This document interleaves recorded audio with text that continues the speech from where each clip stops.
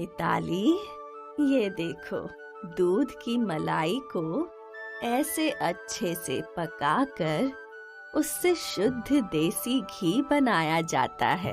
ठीक है दादी माँ।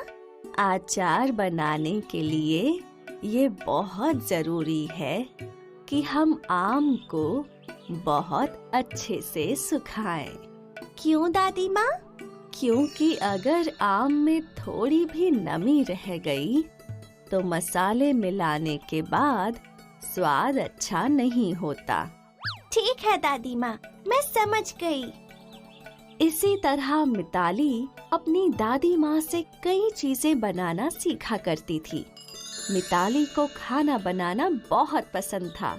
समय बीतता गया और अब मिताली एक बहुत खूबसूरत युवती बन चुकी थी। दादी माँ ने मिताली की शादी एक बहुत ही होनहार युवक महेश से कर दी। मिताली और महेश एक साथ बहुत खुश थे। 1 साल बाद मिताली और महेश को 2 जुड़वा बच्चे हुए, जिनका नाम उन्होंने आलोक और आदित्य रखा। दोनों की अच्छी कट रही थी। महेश अपनी जिम्मेदारियां बहुत अच्छे से निभा रहा था। कुछ समय बाद मिताली की दादी माँ नहीं रही। उसने रो रो कर अपना बुरा हाल कर लिया था। अब इस दुनिया में मिताली के अपने सिर्फ 3 लोग थे, महेश और उसके 2 बच्चे। मिताली ने अपने आप को संभाला और फिर अपने पति और बच्चों की परवरिश में उलझ गई। लेकिन शायद भगवान ने ही मिताली के जीवन में बहुत कम खुशियां लिखी थीं। महेश का एक घातक एक्सीडेंट हुआ, जिससे उसने बिस्तर पकड़ लिया। मिताली को ये समझ नहीं आ रहा था कि वो कैसे अपने आप को और अपने बच्चों को संभाले। कुछ ही दिनों में उनके खाने के लाले हो गए। उनके पास दवाइयों के भी पैसे नहीं थे। और फिर एक दिन महेश ने भी अपना देह त्याग दिया।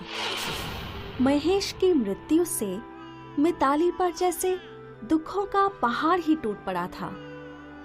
महेश घर का अकेला कमाने वाला था, जिसके जाने से घर की आर्थिक स्थिति बहुत ज्यादा बिगड़ गई थी। मिताली ने कभी भी काम नहीं किया था, लेकिन अब उसके पास कोई रास्ता नहीं था। अगर अब मैं नहीं कमाऊंगी तो मेरे दोनों बच्चे भूख से मर जाएंगे। मुझे कमाना ही होगा, लेकिन मैं कैसे कमाऊंगी? मुझे तो कोई काम भी नहीं आता, ना ही मैं पढ़ी लिखी हूँ। मिताली इसी सोच में डूबी थी। उसे समझ नहीं आ रहा था कि वो क्या करे। अचानक उसकी नजर घर में पड़े मर्तबान पे पड़ी। आचार, हाँ, मैं आचार बना के बेच सकती हूँ। मिताली ने आचार बनाना शुरू किया और जब उसका अचार बन गया, मिताली ने आचार को एक बड़े से मर्तबान में भर दिया। ये आचार मिताली बाजार ले गई। चिल्लाकर मिताली ने आचार बेचा। कई लोगों ने मिताली से आचार खरीदा और जब शाम हुई तो मिताली अपनी पहली कमाई देखकर बहुत खुश हुई। उन पैसों से मिताली ने और आम खरीदे और अपने दोनों बच्चों के लिए कुछ खाने की चीजें भी। अगले दिन मिताली ने फिर आचार बनाया और फिर बाजार जाकर उसे बेचा। कुछ ही दिनों में मिताली का आचार पूरे शहर में चर्चा का विषय हो गया था और अब मिताली के आचार के लिए लोग कतार लगाया करते थे।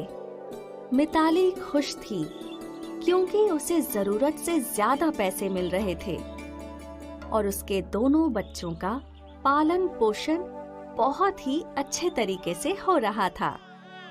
कुछ वर्षों में मिताली के दोनों बेटे बड़े हो गए और अब वो दोनों बड़े स्कूल में पढ़ने जाया करते।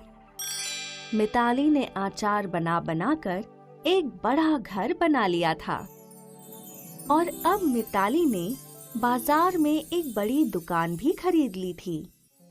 अब वो आचार के साथ साथ अन्य कई चीजें भी बेचा करती थी। मिताली ने अपनी सहायता के लिए कई औरतों को काम पर रखा। इससे उन बेरोजगार गांव की गरीब औरतों को काम मिल गया और उनका भी जीवन बेहतर होने लगा था।